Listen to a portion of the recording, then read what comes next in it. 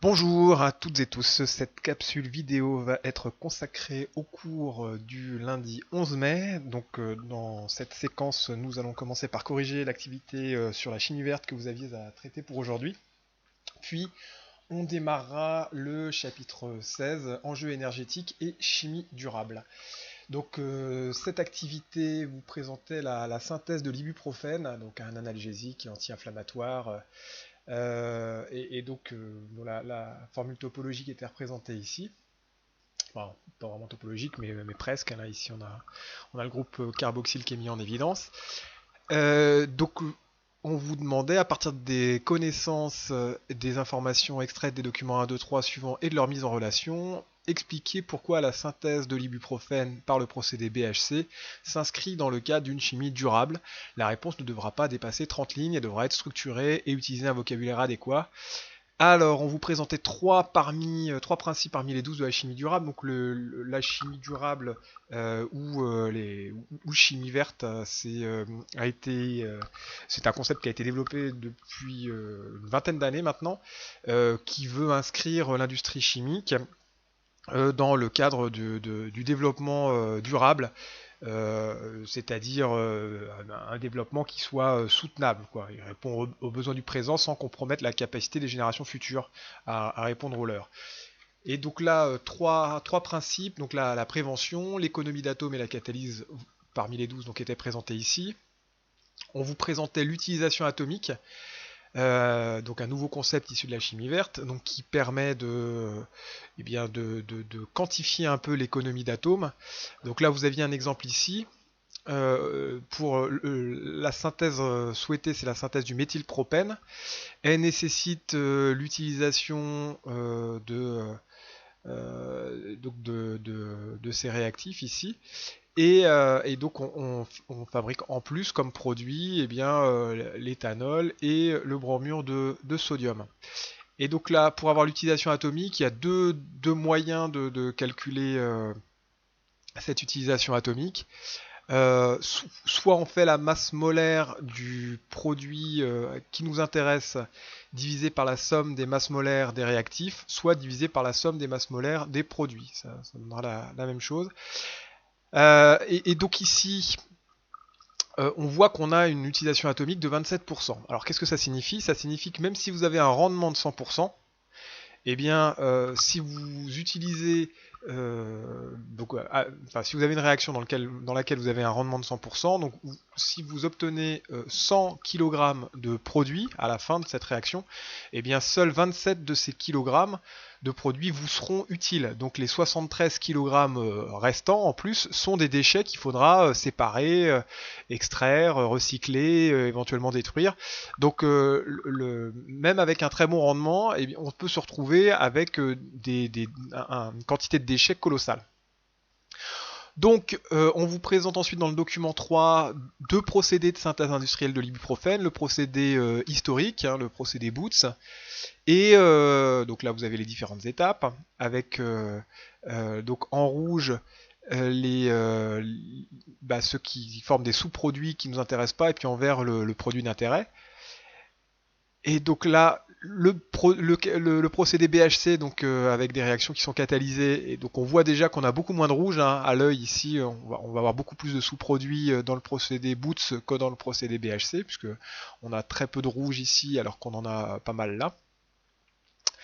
Et alors, à partir de ces documents, donc il fallait produire un petit texte, 30 lignes maximum, et dans lequel on expliquait en quoi la synthèse de l'ibuprofène par le procédé BHC s'inscrivait davantage dans le cadre d'une chimie durable.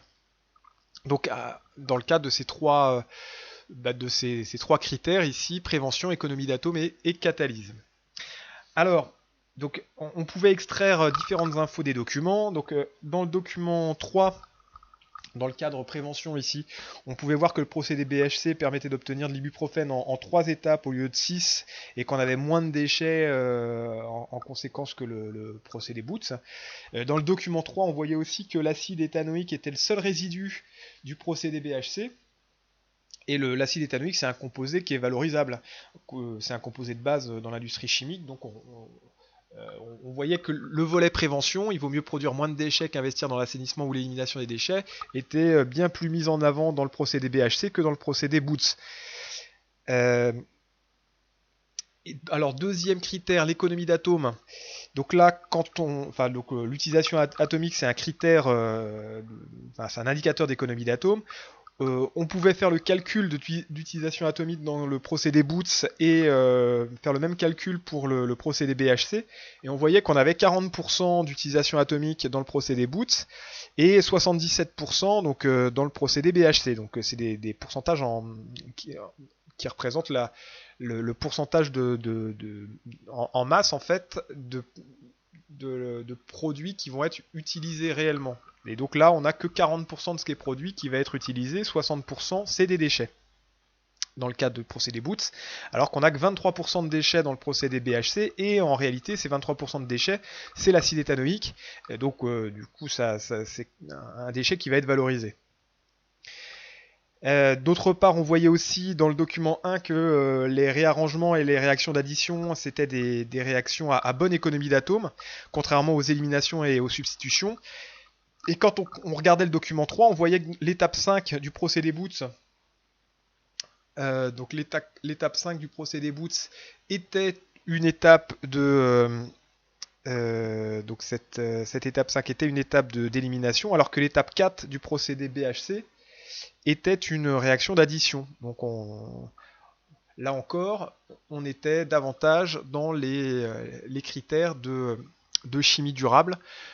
Ici, c'est-à-dire qu'on utilisait addition ici dans le procédé BHC, alors que eh bien, c'était élimination dans le procédé Boots. Et enfin, donc le dernier critère, la catalyse. Donc la catalyse, ça consiste à utiliser une espèce chimique qui accélère une réaction chimique sans en modifier le bilan. Elle permet d'augmenter, de réduire la consommation d'énergie, donc intérêt économique et environnemental, de diminuer la quantité de réactifs utilisés, d'augmenter la sélectivité des réactions. Là, le procédé BHC, c'est un procédé catalysé, alors que le procédé Boots, non. On n'utilisait pas de catalyseur dans le procédé Boots. Donc ça, c'est des infos qu'on tirait des documents et puis de nos connaissances. Hein. Et donc ce qui permettait de pouvoir faire cette synthèse, donc qui reprenait le détail de calcul d'utilisation atomique dans les deux procédés, et puis voilà, qui concluait que le procédé BHC répondait de manière satisfaisante aux trois principes de la chimie durable qui étaient présentés.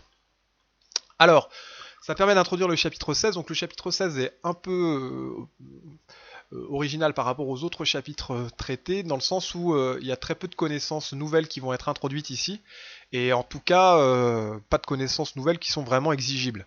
Parce que si vous regardez les compétences exigibles, vous voyez que vous avez à extraire et exploiter des informations sur des réalisations ou des projets scientifiques répondant à des problématiques énergétiques contemporaines, faire un bilan énergétique dans les domaines de l'habitat ou du transport, donc là on va en parler tout de suite, argumenter sur des solutions permettant de réaliser des économies d'énergie, extraire et exploiter des informations en lien avec la chimie durable, la valorisation du dioxyde de carbone pour comparer les avantages et les inconvénients de procédés de synthèse du point de vue du respect de l'environnement. Donc beaucoup d'extraire et exploiter, très peu de connaître, pas vraiment de connaissances à acquérir ici.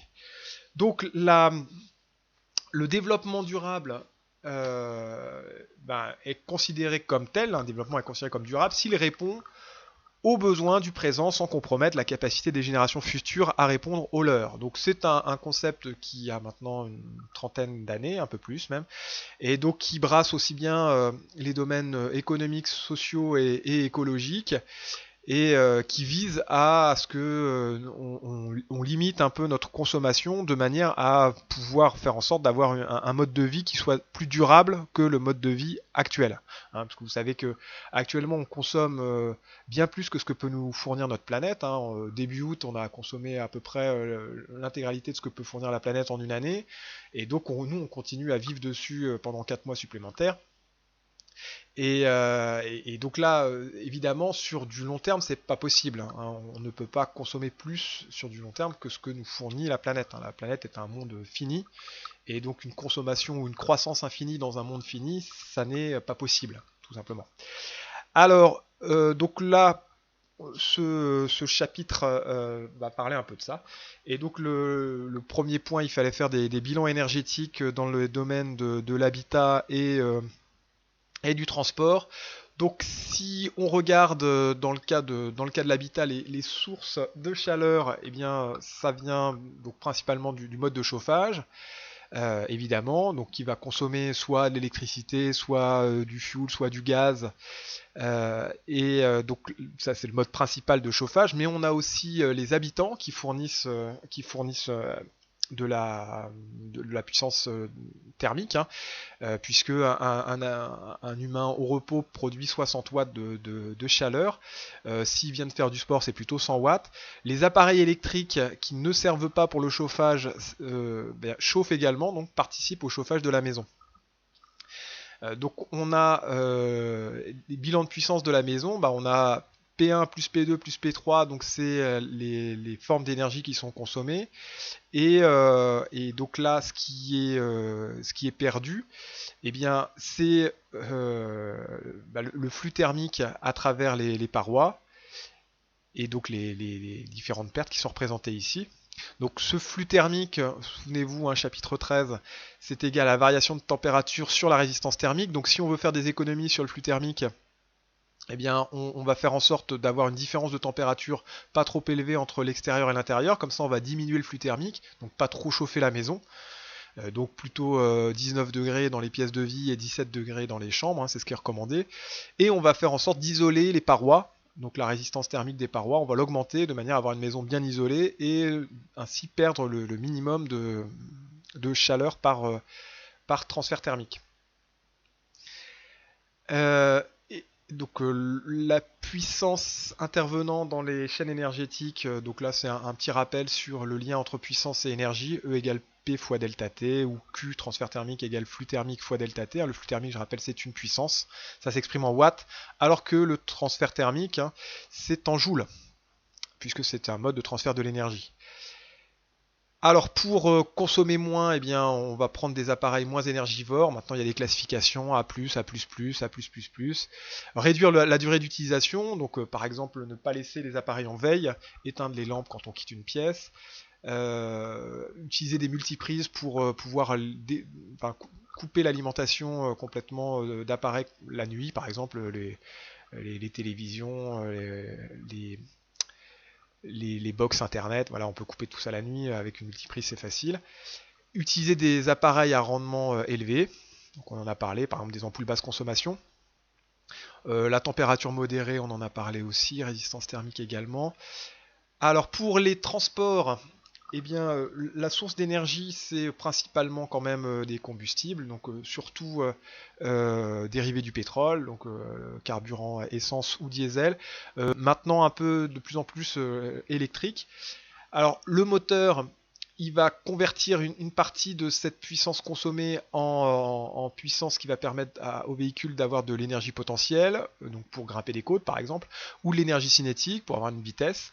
Mais une grande partie de cette puissance consommée va être perdue sous forme de chaleur dans l'environnement. Le rendement d'un moteur essence est de l'ordre de 35%. C'est-à-dire que 65% de la puissance consommée, donc du combustible essence ou diesel consommé, eh bien, va servir uniquement à chauffer le moteur. Il ne sert pas à faire avancer la voiture ou à faire grimper les côtes. Donc pour améliorer ce rendement, on peut essayer de faire des progrès sur les moteurs essence ou diesel, mais on a déjà fait pas mal là, et on n'a que 35%. Diminuer les pertes en limitant les frottements, ici. Limiter la vitesse et la masse du véhicule pour limiter la puissance, ça permet de gagner de l'énergie cinétique durant la phase d'accélération. Donc là, si on a des véhicules moins lourds, moins gros, eh bien évidemment la puissance ici sera moins importante pour faire accélérer la voiture. Et puis aussi pareil pour lui faire grimper les côtes. Alors, on peut aussi, donc là, évidemment, utiliser un moteur électrique, le rendement est bien meilleur. Utiliser des sources d'énergie qui soient moins polluantes, comme par exemple les piles à combustible. Si le dihydrogène, puisque ça consomme du dihydrogène, du dioxygène, dioxygène vient directement de l'air, le dihydrogène, lui, il faut le produire. S'il est produit sans utiliser de combustible fossile, par exemple à partir d'électrolyse de l'eau et l'énergie électrique fournie pour l'électrolyseur viendrait de panneaux photovoltaïques, par exemple, eh bien on se retrouve avec un véhicule qui est bien plus vertueux au niveau écologique. Alors, donc le dernier point, utilisation d'énergie renouvelable. Donc avantages et inconvénients des énergies renouvelables. Donc les énergies renouvelables, eh bien on en a 6 listés ici, solaire, éolienne, géothermique, biomasse, hydraulique et marée motrice. Bon, solaire et éolienne, vous voyez bien de quoi il s'agit, panneaux photovoltaïques et puis les éoliennes. Hein. Géothermique, c'est prendre la chaleur qui vient du sous-sol. Plus on descend en profondeur dans le sous-sol, plus ça chauffe. Et donc ça peut permettre de chauffer des maisons. La biomasse, c'est l'énergie bois principalement, utiliser des poêles à pellets ou des poêles à bois. Hydraulique, eh bien, pour les barrages. Et marée motrice, alors il y a eu une usine marée motrice qui se trouve en Bretagne sur la Rance, pas très loin de Saint-Malo, qui produit de l'électricité. Donc l'avantage c'est inépuisable à l'échelle de notre planète, bien réparti sur la Terre, gratuite. Inconvénient, eh bien puissance faible, climato-dépendant pour certaines, et pas toujours difficilement stockable dans le sens où on n'a pas encore un système de batterie qui soit complètement optimisé, même si beaucoup de progrès ont été faits là-dessus. Voilà, donc le cours de demain sera la suite de ce chapitre, la suite et la fin de ce chapitre. On reviendra sur la chimie durable, la partie économie d'atomes qu'on a vu dans l'activité, etc. Voilà, bonne journée et à demain.